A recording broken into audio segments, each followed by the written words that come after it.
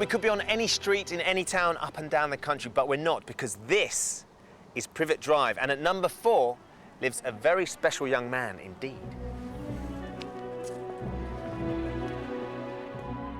So he's battled the Dementors, the Death Eaters, the Grindylows have tried to have him, not to mention he who must not be named. But all of his battles start right here at number 4, not least with Aunt Petunia's cooking. Having said that, I have been told she does make a mean cup of tea. We've come behind the magic during filming of Harry Potter and the Order of the Phoenix, the 5th film in the series. We'll be meeting some new faces, along with some old favourites, discovering the secrets of mystical creatures, wand battles, and magic stunts. Plus, we get the inside story on Harry Potter's first kiss. At no point in the acting school of anything does someone tell you when you kiss on screen, you sort of don't actually use tongues, generally speaking. But there's a hefty hike to that hormonal high. The story picks up where the last film ended, in the wake of the return of evil Lord Voldemort, with Harry as the only living witness. It starts off with Harry sort of walking through this field, and you just, well, hopefully, if I've done my job, you get a sense that he has been very much isolated and despondent throughout the summer. He's gone off and he's seen this awful thing happen to Cedric. He's been tortured. He's come back and no one believes that any of it happened.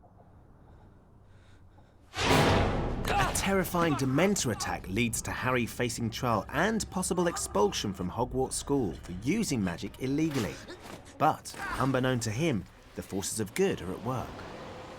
We get all these the rumours going around that Voldemort's back, and it's all really sort of high alert with all the wizards and witches. Dumbledore is reforming the Order of the Phoenix, which is a secret society that he first formed when they first fought you know who. They're like a team of warriors, good warriors, that are forged together to fight the dark forces. Kind of like their French resistance. And Harry's dad was a member, as was his mum, which is why it's a really big thing for him, I think. Professor Moody, what are you doing here? Rescuing you, of course. Whilst awaiting trial, Harry is rescued from Privet Drive by members of the Order of the Phoenix and taken to their headquarters in London. We believe Voldemort may be after something. Serious? Something he didn't have last time. You mean, like a weapon? No, that's enough. He's just a boy. The film follows Harry and his friends through the perilous times they now find themselves in, and we have exclusive access to the world in which it's all created. Concentrate, Potter. Normally, when you visit a film studios, there could be 3, 4, maybe 5 films in production at the same time. The thing that makes the Harry Potter studio so unique is that this is the only film being made here, and this place is vast. I could tell you that it's 180 acres or 500,000 square feet, or you could go and have a nose for yourselves.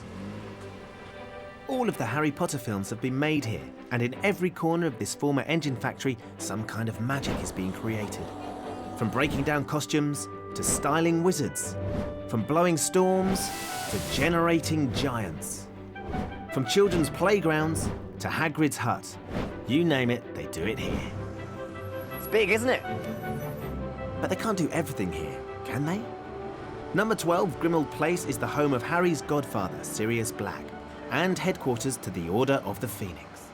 It's a house in a Georgian square, a typical Georgian London square. So that's where we started, and we started by looking for an exterior. And we found a location. In the end, we decided to build it because it's more convenient and actually more economical. Yes, you heard right. They built even this here, complete with roads, trees, and snow-covered railings. And it's not the first time it's proved cheaper to do it themselves. With Privet Drive, on the first film, we filmed Privet Drive on location, and we didn't finish what we had to shoot, so we had to go back for a second day, and the residents were asking for so much money, because we were Harry Potter, that it proved cheaper for us to build Privet Drive and film our own Privet Drive than it did to go back there a second time. And it's actually proved a fantastic economic decision because we filmed there again and again. With only 2 streets built here, you'd have thought that if you had the address, it should be fairly straightforward to find a house. but I've been walking round and round the square for ages, and I just can't find number 12. Do you think the design team could have made some sort of mistake? Number 12 is a magical place. It appears from behind a drain pipe, you know, and the houses on either side move aside and make way for number 12 to appear.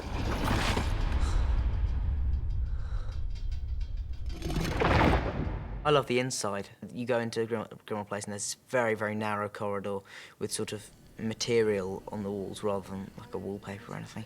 So it's like the most decrepit, run-down, stately home in the middle of like an old townhouse, like an old sort of Chelsea townhouse that was run by someone out of Pink Floyd and got chucked out. You know, it's just really gone to seed. Wallpaper, fabric, peeling, damp and cobwebs. I'd love to live in a place like that, but I mean, you can never take anyone back because there's loads of like little house elf skulls and things that are mounted in the walls and things. You just think, oh, no, you wouldn't want to bring a girl back.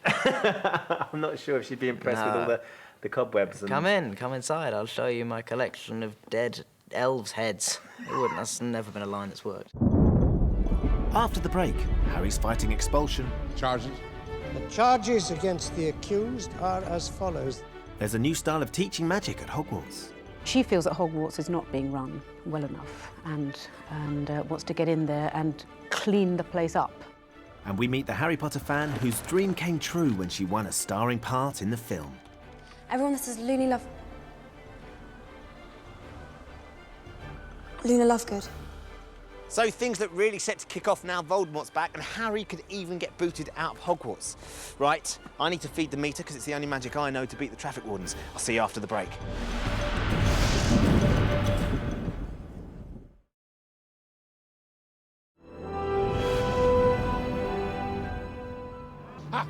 Here we are. Welcome back.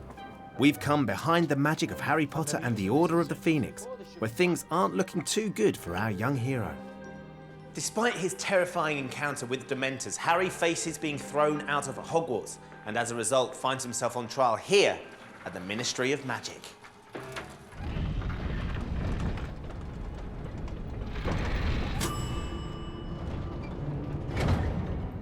Now this is the Ministry of Magic. They're still a week away from filming and already it looks extraordinary. When we eventually see it on the big screen, all these offices behind me, they're going to shoot thousands of feet up into the air. There's going to be a huge centaur and a witch right here as statues, and the whole place is going to be filled with hundreds and hundreds of witches and wizards. It already feels so opulent and so luxurious. Just makes you wonder what the toilets are going to look like. This is the largest set that has ever been built for a Harry Potter film. You could fit 50 double-decker buses in here. It took 22 weeks to build and appears in the film for less than 10 minutes. The 42 brass oil lamps in the windows of the offices were made specially for the film, and round the back there are 12 lifts, which not only go up and down, but backwards and forwards as well. Now, if you were thinking maybe these tiles would look great in your bathroom, you'd be wrong, because in fact, despite how brilliant they look, they're actually made from MDF. And there are over 30,000 of them. We use a lot of the same materials as 60-Minute Makeover. And yet look what we do with them. Yeah. It's incredible. And here it is, finished, complete with fully functioning water feature. It really is quite breathtaking. I would have to agree. I think it's absolutely stunning.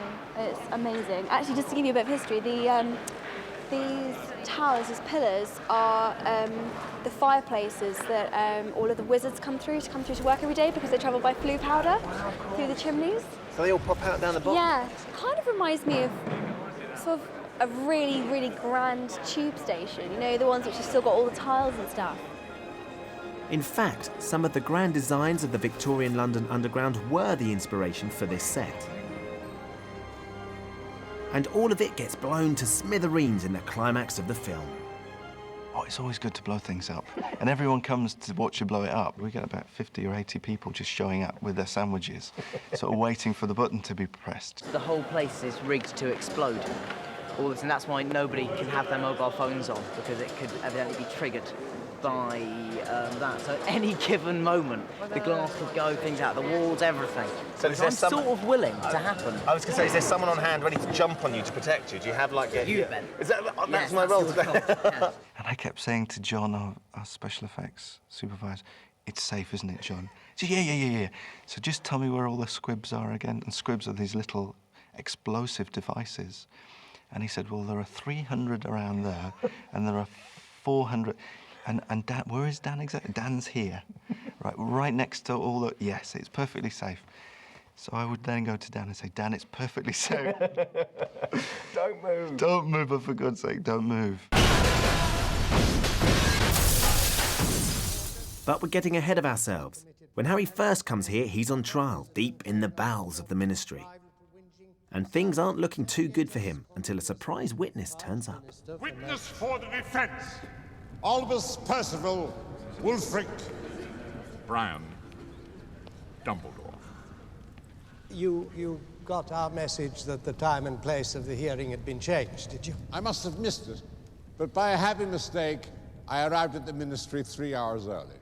Dumbledore manages to clear Harry's name, leaving him free to return to Hogwarts, despite the fact that the Ministry refused to acknowledge that Voldemort is back. Cornelius, I implore you to see reason. The evidence that the Dark Lord has returned is incontrovertible. He's not back. So, with the trial over, Harry's starting to realise he's going to need all the friends he can get, no matter how kooky. Everyone that says Luna Lovegood. Luna's a very odd character, and I think when he first meets her, he does what everyone else does as well, which is to dismiss her as being very, very odd. What an interesting necklace. It's a charm, actually. Keeps away the narwhals. Even though she's quite eccentric and everybody kind of gives her a wide berth, Harry finds himself, in a way, drawn to her, and she's able to give Harry these notes and opinions about what he's dealing with, which are really oddly helpful to him. Well, if I were you-know-who, I'd want you to feel cut off from everyone else. Because if it's just you alone, you're not as much of a threat. Everyone says she's weird, but she's not really. She's just being completely honest about how she was brought up and what she knows. For Harry Potter fan Ivana Lynch, winning the role of Luna Lovegood was a dream come true. How big a fan are you?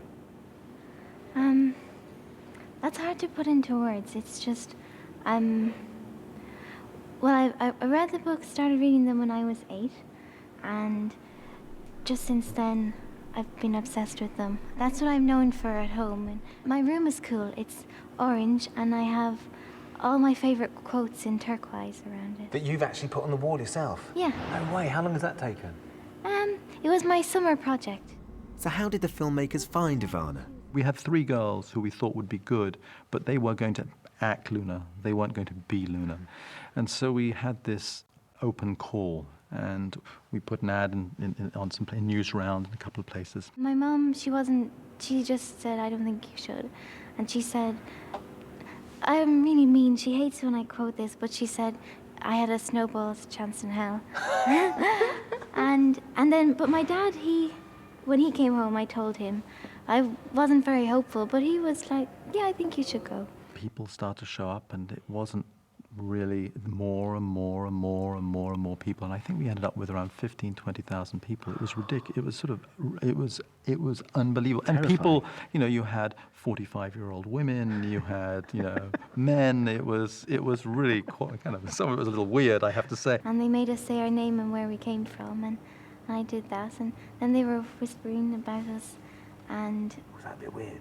Yeah, I was so nervous because, I've been wanting to do that for so long, and it's just up to these 2 women, and just by saying your name, it seemed kind of bizarre.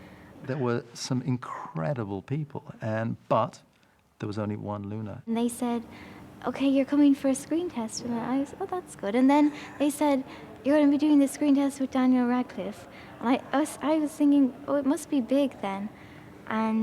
And then the director was calling up that night, and then I started really losing. And then they rang me and they said, please don't shave your eyebrows. I said, I don't shave my eyebrows. But then my sister said, well, if they're looking at your eyebrows, it must mean you're very close. So... What a bizarre thing to say. I know, and I don't shave my eyebrows. Well, why would you? I know. Ivana's a huge Potter fan and knows the books inside out, knows the books far better than any of us do. I always get nervous about talking about anything in front of Ivana because you sort of go, oh God, if I say something that's not quite right about that, you'll pick me up on it because you know everything. So she is, you know, if any of us ever have a question about what a spell does or what, you just go to Ivana. She's become she's like a walking book. Harry discovers that he and Luna have a connection. Which is that they can both see these creatures called Thestrals, which are invisible to everyone, bar those who have actually seen death. You're not going mad.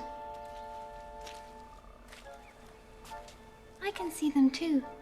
With the Thestrals, as with every creature, what we start with is a series of drawings.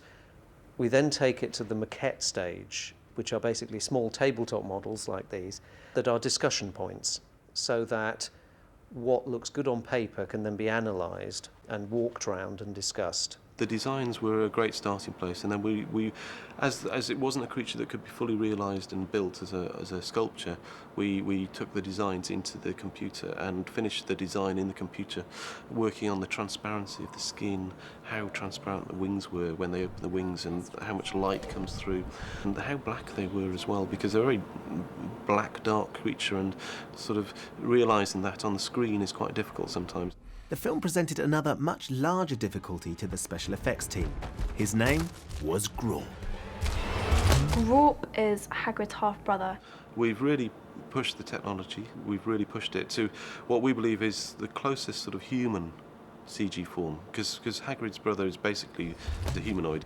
Graup is 16 feet tall. An experienced large-scale puppeteer was used to give the actors an accurate position for their eye lines. But how did they create the face itself? We cast an actor called Tony Maudsley as a reference for Graup. We did a couple of days shooting with Tony to gather facial reference for emotions and different stages of emotion, because a lot of Graup's personality has to come through a non-speaking role, and you have to believe and empathise with him through the look in his eyes and the way he sort of looks away in a coy kind of way when he's talking to Hermione. So it was very important that we got all the subtleties and nuances into the facial performance. A newly developed technique using computer analysis of the muscle groups in the actor's face was used to do this. Well, half-brother, really. He's completely harmless. There's something very endearing about him, but Harry and Ron just find him just a bit scary, a bit disgusting, a bit, oh God. Robbie! Down here, you great buffoon! But it's a monstrous thing in a small, cuddly package that they need to be more concerned about. We also wish to welcome our new Defence Against the Dark Arts teacher, Professor Dolores Umbridge. Every new school year brings a new defence against the dark arts teacher, and the arrival of Professor Dolores Umbridge marks a significant change in the way things are done around here. The Ministry are convinced that what Dumbledore's up to is he wants to take over the Ministry, which is nonsense. And so what they do is they send this teacher into Hogwarts called Dolores Umbridge. And Dolores Umbridge is like this genetic splice between Doris Day and Freddy Krueger. And she's a lunatic. I think on the surface, everything's going to be even lovelier here at Hogwarts, but underneath all of that, of course, the things that she says are quite threatening, I think. And I think it's only Hermione who really picks up on it. There's nothing in here about using defensive spells. Using spells? Well, I can't imagine why you would need to use spells in my classroom. Hermione is quite good at judging characters, like new people that come onto the scene, and from the very beginning she has a bad feeling about her. She, on the outside, as an appearance, she wears pink lipstick, she wears sort of mumsy cardigans and likes kittens and fluffy things, and she speaks in a very sweet voice, but there's something not quite right about her. Harry really despises her. She is a baddie who is coming from a place where the goodies are supposed to be. She's from the Ministry of Magic, who are sort of supposed to be on the side of Wright, and in this film obviously aren't. And Umbridge is sort of the angel of evil sent by the Ministry of Magic. I don't think she's sort of an evil person per se. She really, really believes that these kids are being exposed to terrible, you know, influences, and that she has to help them. We're not going to use magic. You will be learning about defensive spells in a secure, risk-free way. Well, what use is that? If we're going to be attacked, it won't be risk-free. It smacks a wee bit of, you know, health and safety to me. Don't touch it, don't try it, don't do anything. I'll tell you how to do things. You don't have to do it. And of course, you know, how can kids learn anything unless they do it? Things at Hogwarts are far worse than I feared. She feels that Hogwarts is not being run well enough and wants to get in there and clean the place up. Umbridge starts sort of banning everything, banning Quidditch. You're not allowed to use magic. And, yeah, so she everyone hates her. And then finally she does take over the whole school, and which we're all kind of livid about, and kind of the protection of Dumbledore's been lost. So it's quite vulnerable while she's there.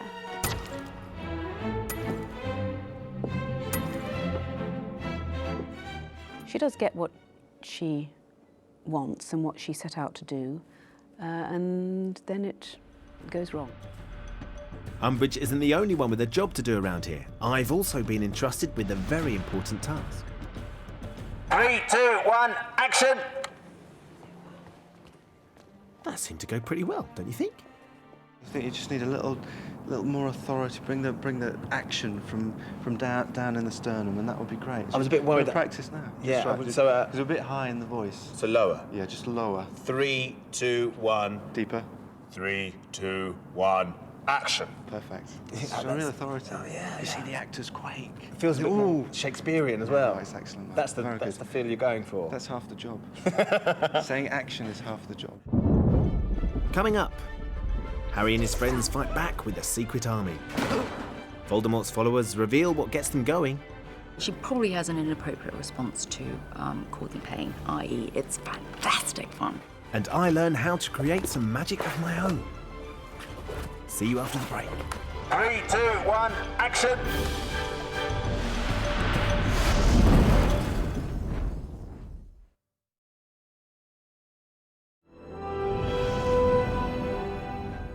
With every Harry Potter film, the sets get bigger and better, but it's always reassuring to see the ones we've got to know so well. Dumbledore's office, the Great Hall, and this, the Gryffindor Common Room, never get cleared away like any other set on any other film. They're always here, even when they're not filming, and that's extraordinary. And it's in this very room that Hermione persuades Harry that some drastic action is needed. We've got to be able to defend ourselves. And if Umbridge refuses to teach us how, we need someone who will. She's the brains behind everything. I mean, you know, she's quite canny and she knows what to do, and she knows that. And actually, it's not you know, rebellion for the sake of rebellion. It's, as with Hermione, it always is. There is a practical side to it, which is that, you know, she feels they're not learning and she feels they need to. You all know why we're here. We need a teacher. Proper teacher. One who's had real experience defending themselves against the dark arts. It's the first time she recognises that actually not doing what she's told might actually be the best way to go. That's extraordinary. I know, which is madness. But it's a really cool scene because, you know, there's this wonderful line that Ron says. Who are you and what have you done with Hermione Granger? She's running around breaking all the rules and trying to set up this sort of rebellious army. Harry and his friends form what's called Dumbledore's army, which is this kind of guerrilla group of young wizards, if you like, and they're banding together and practicing together to learn the magical skills that will help defend them against dark wizards. I'm hopeless. No, you're not. You're just flourishing your wand too much. Try it like this. Expelliarmus! They're a young Order of the Phoenix. They're set up to combat Voldemort, and Harry becomes their teacher. In effect, the defense against the dark arts teacher. Stupefy! Professor Lupin was Harry's defense against the dark arts teacher in the third film. From what I can understand from teachers that I've spoken to, you tend to emulate the teacher that you really looked up to. And I think as Harry is this teacher and this leader, he sort of looked up to Lupin, and so he's sort of emulating him. When I first saw Dan after I'd been away for a long time on this, I came back and it's good to see you, Dan. I haven't seen you for a while. And he said, you'll be very proud of me, David. When I play the defense against the dark arts teacher, I've taken a few leaves out of your book and I try to play it a little like Lupin would take control of the class, and very proudly told me he wears a cardigan. I don't know what the thought process must have been that morning, a subconscious thing of saying, I'll go for the jumper. No, I'll wear a cardigan today, I think. He thinks he's kind of rather quite a fuddy-duddy, although I always wore the cardigan in a kind of Kurt Cobain way, you know? So wearing this inspirational woolly garment, Harry sets about the job in hand. He teaches us all these new sort of spells and how to defend ourselves. For everyone else, everything they learn is theory, and they probably won't have to use it. But with Neville and Harry, both of whom has essentially lost their parents to Voldemort and to the Death Eaters, it's very much a reality. 14 years ago, a Death Eater named Bellatrix Lestrange used the Cruciatus curse on my parents. She tortured them for information, but they never gave in. I'm quite proud to be their son. No one ever knew that Neville's parents were in the state that they were, in the mental hospital, and they've been like that since he was a child. No one knew that. It was touched on in the 4th book when you heard that his parents had been tortured by a Death Eater. But in this year is the first time you see the extent of the damage. We're going to make them proud, Neville. That's a promise. Dumbledore's army trained in the Room of Requirement, a set which pushed the actors' endurance to the limits.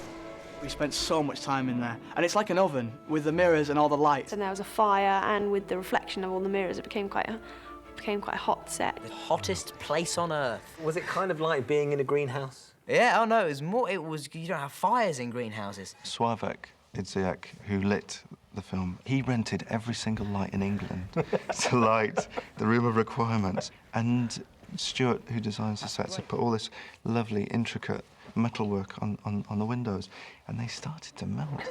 Heat wasn't the only thing to cause a problem. It took 5 special effects artists 3 months to remove the crew's reflections from the mirrors. But not all the special effects in this room were so high-tech. Harry's teaching us all the dueling. It's just a simple sort of disarming thing, and we all take it in turns to do it, and we all sort of pair up, and me and Hermione sort of do it, and she beats Ron, and Ron goes flying. It's a good girl power moment, good quality girl power moment. I let her do that. It's good manners, isn't it? It's completely intentional. That was really good because I got to do this stunt where I get pulled back. So how did I do that? Were you on a wire? I was on a wire, and basically I didn't realise it was this sort of simple. Basically, a sort of a really big bloke climbs up a ladder and jumps off it with a rope, and that pulls you back. Action! Fantastic! I know, yeah. I thought it was more complicated than that. Dumbledore's army are wise to be prepared. They may be the only ones who believe it, but there's a war coming. Even though Voldemort isn't a big feature of our story, you can feel him everywhere. He's trying to get inside Harry's head, into his mind.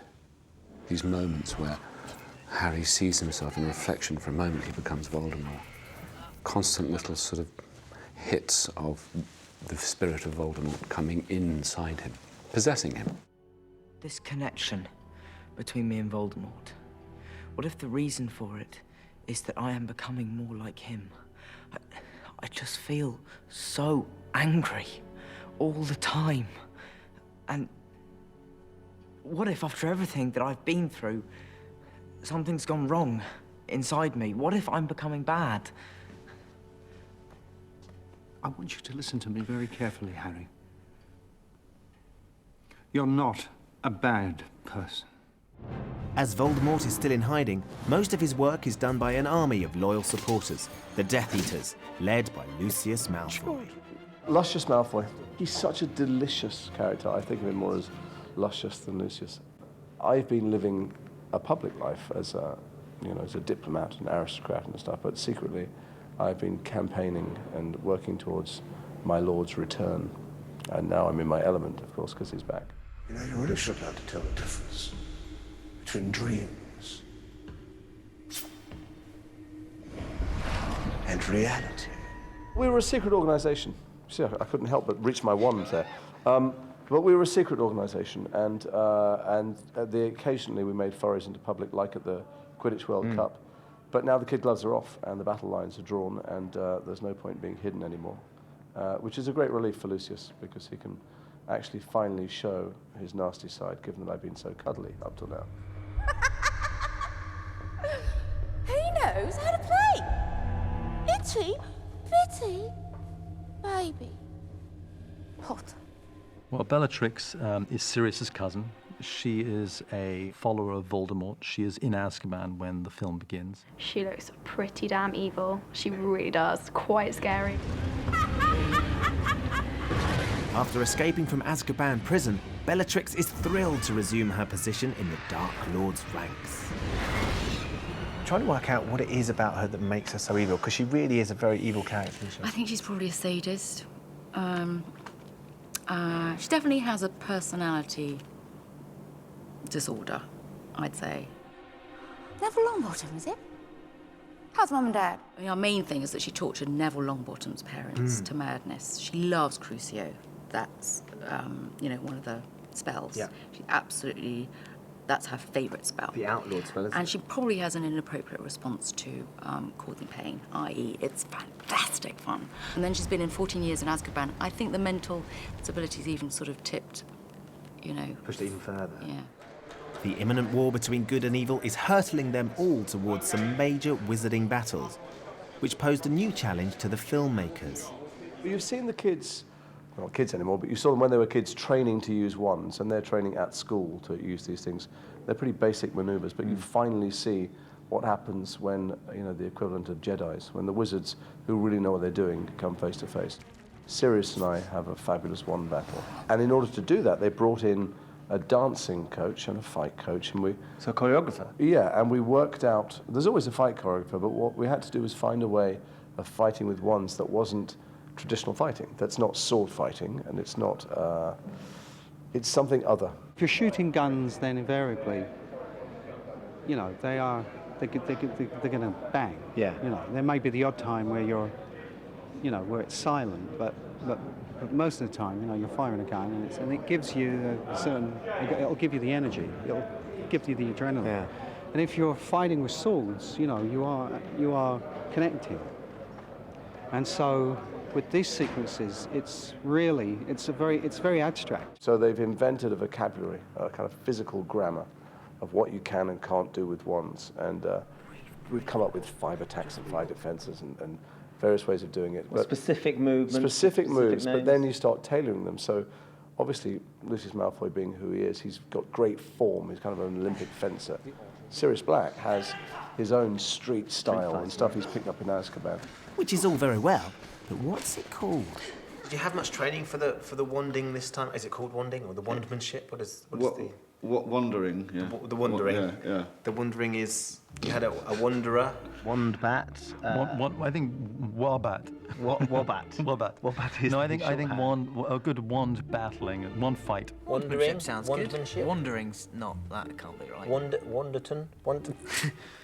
I think we should just have outtakes of Ben coming up with loads of different words.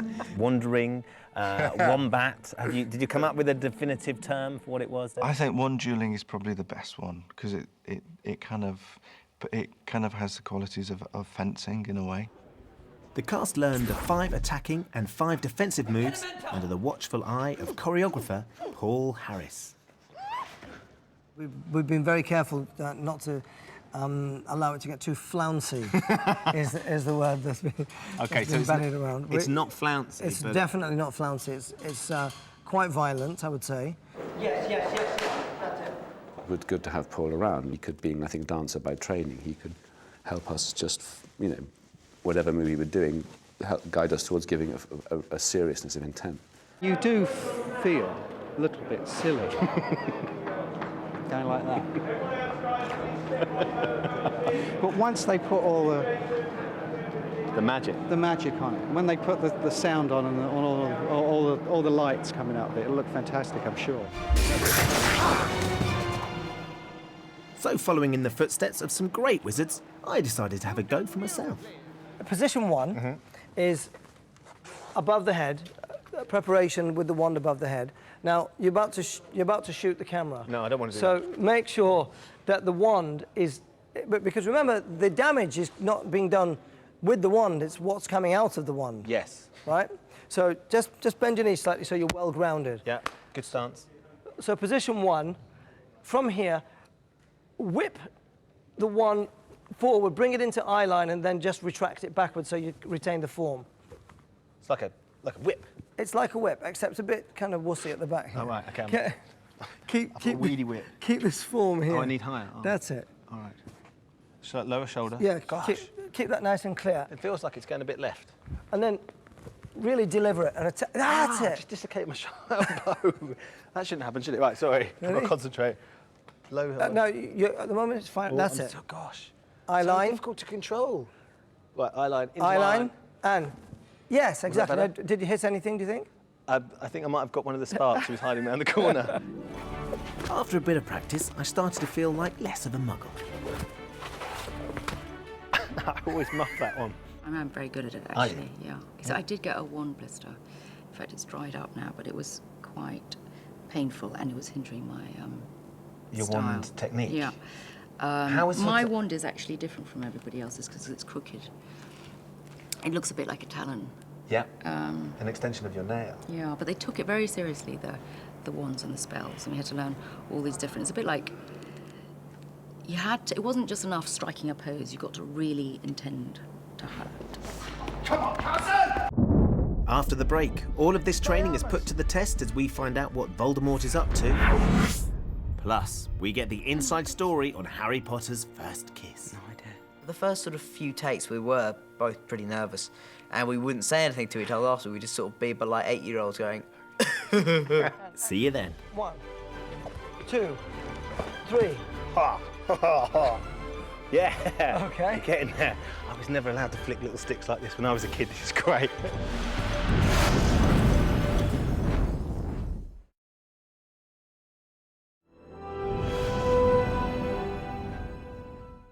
Why not us? Harry and his friends have spent months honing their skills to defend themselves. And just as well because the pressing business of the fight against the rising dark forces rears its ugly head all too soon. Voldemort has a powerful grip on Harry's mind and tricks him into rushing to the Ministry of Magic with Dumbledore's army, only to discover they've been lured into a trap when they find a prophecy with Harry and Voldemort's names on it.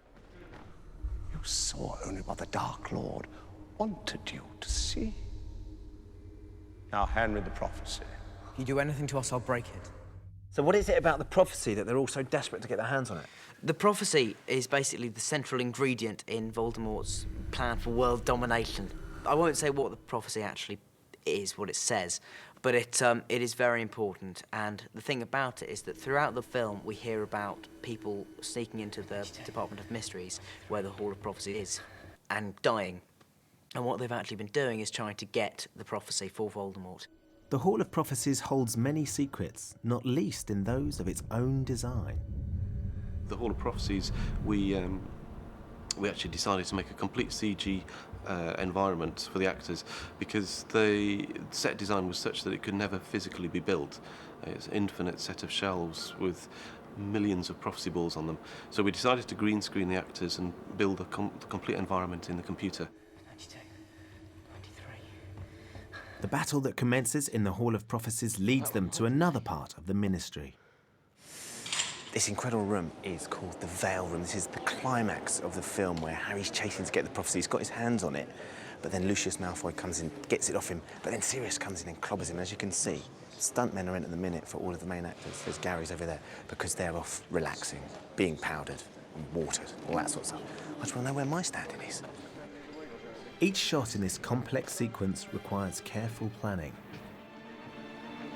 Get away from my godson.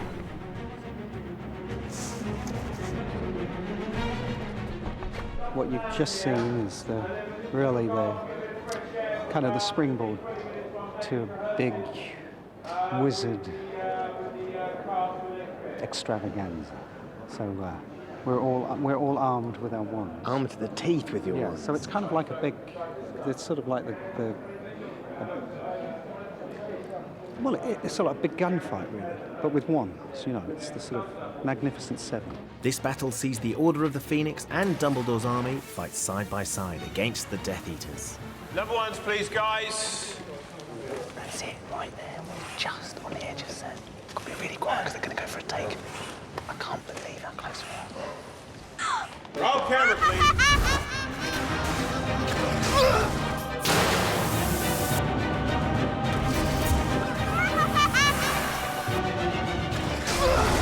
So, this is it. This is what they've all been fighting over.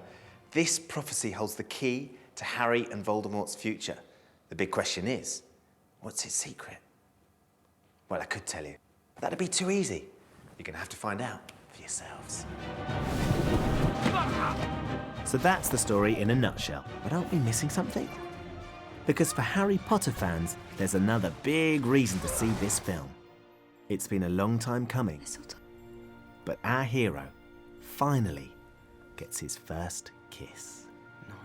If you think back to the Goblet of Fire, you'll remember all the teenage angst. Harry asked Cho to go to the ball, but she said no because of her boyfriend Cedric. But then Cedric went and got himself killed off by Voldemort. Bad luck for him. Great news for Harry, though, because the way's clear for him to get stuck in with Cho. A little higher. Harry has got a thing for Cho. You know that the clock is ticking and that something's going to happen between them. I'm okay. I'm okay. She's always seen walking around lonely and just mourning over Cedric. And so I think that's probably got to do with her liking Harry as well and wanting to have something to do with him. Some affection as well. Yeah. And so they get on. They get it on? Yeah. Is that what it said in the script when you read that scene? It said, Cho and Harry get it on? Not quite. It's very, very odd relationship. Me and David talked to a bereavement counsellor before this film started. We wanted to find out, you know, about how people deal with grief. And she said the amount of times she meets people who have lost someone and then gone out with that person's best friend. And so that's essentially what's happened with Harry and Cho. I mean, the scene itself there's so many emotions involved because just before the kiss, she talks to Harry about Cedric and how she's really upset. And then at the same time, she's telling him through her eyes how she really likes him.